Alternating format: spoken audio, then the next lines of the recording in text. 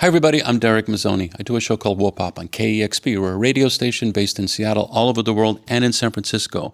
We have this great YouTube channel. I want to thank you for subscribing, and I want to thank you for letting everybody know about this great show that we're about to present to you right now. All the way from Sarajevo, Damir Imamovic.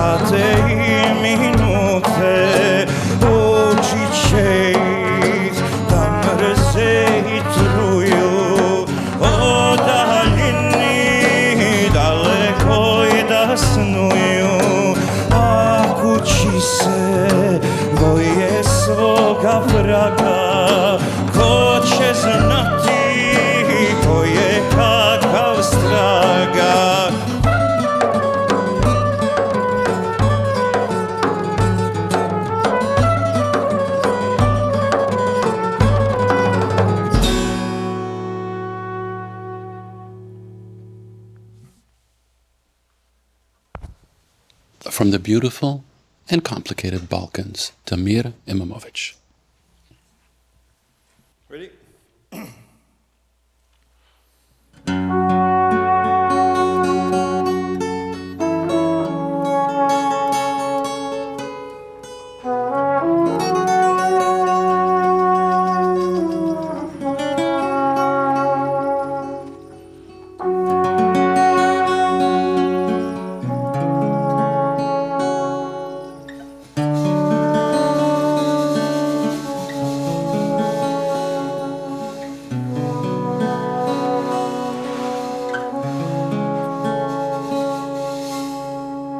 Lijepa Zejno, ja se vraćat neću,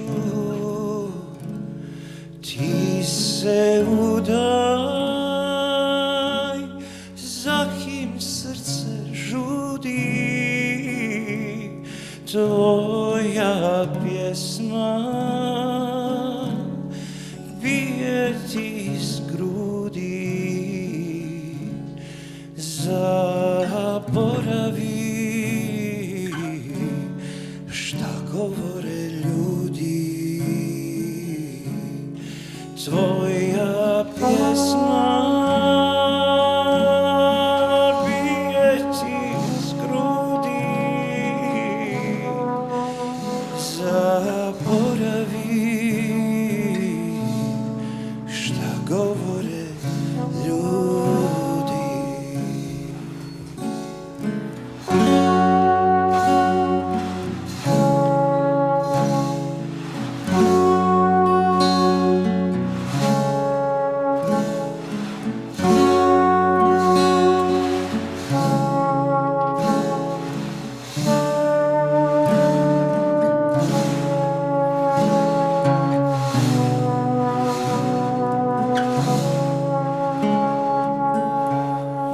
Lijepa Zejno,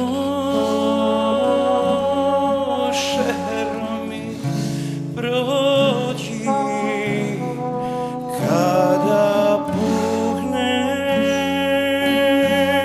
vjetar sa planine i pronese s krova tišine. Glasnije su od pjesme i rime i pronese s krova tišine. Glasnije su od pjesme i rime.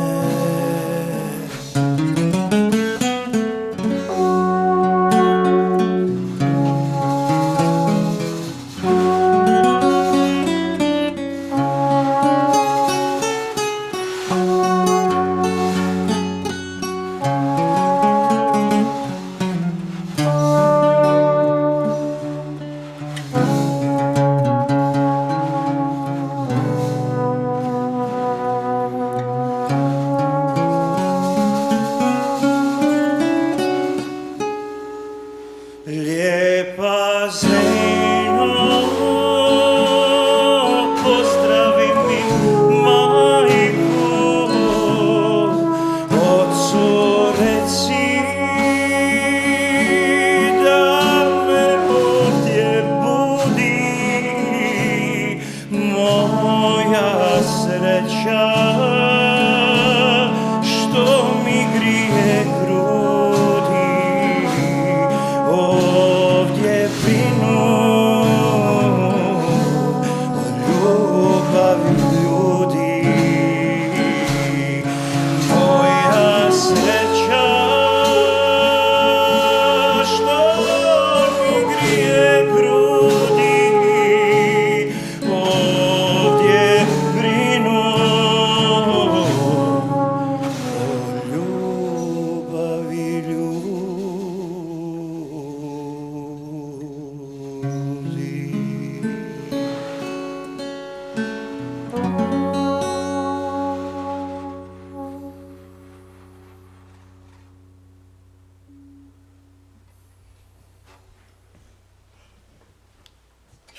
Damir Imamovic on KEXP. Nice.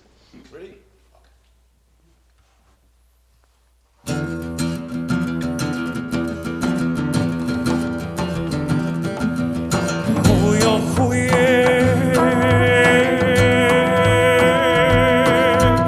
konja po mjesecu, Mujo Kuje, a majka ga kune. Mujo Kuje, a majka ga kune.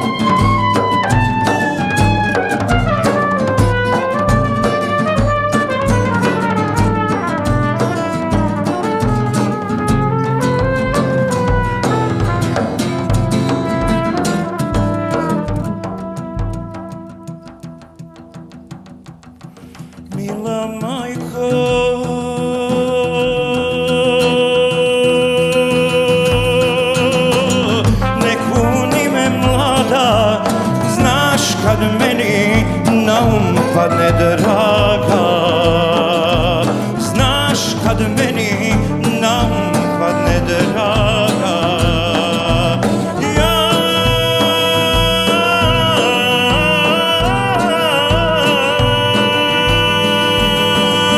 ne gledam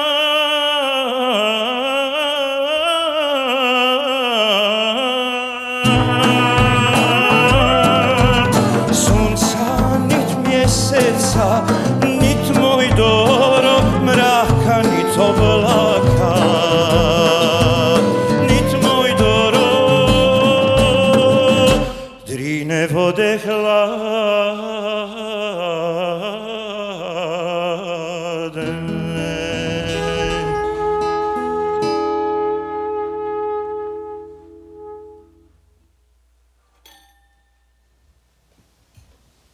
Straight from Sarajevo to your heart on KEXP.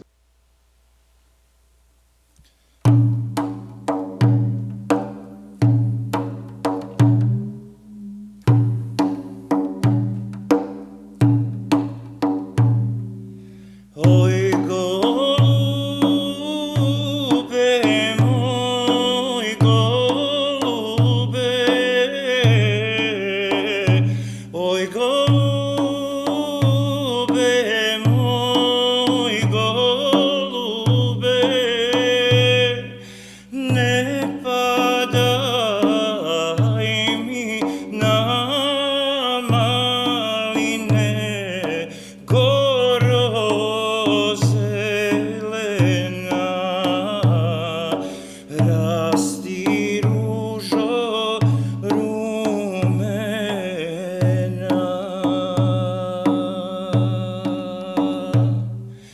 Kad maline zrele budu, kad maline budu zrele,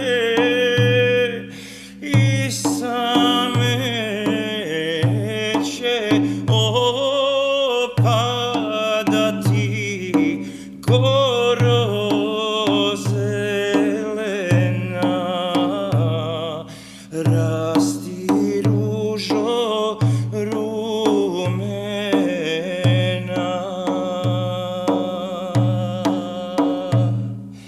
Kao suze djevojačke, kao suze djevojačke, djevojačke i momačke, prvu noćcu na meku dušeku.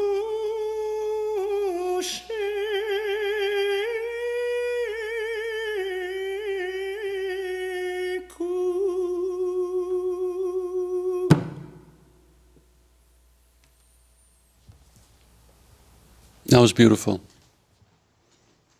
Damir Imamovic on KEXP.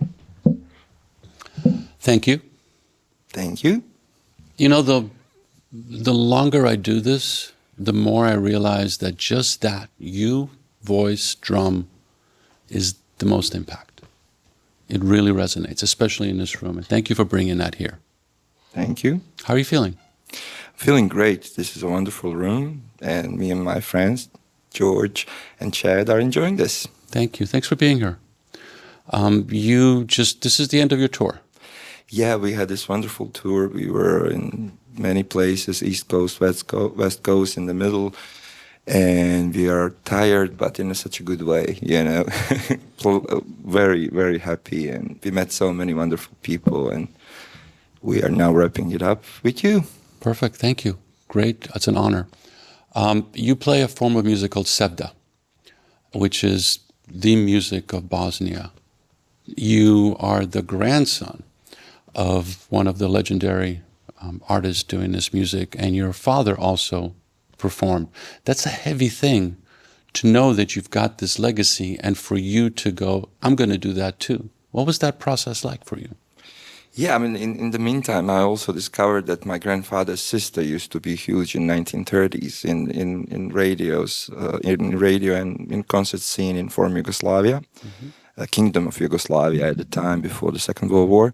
Then my older brother is also a musician. I learned guitar from him, so the whole family is in music one way or another.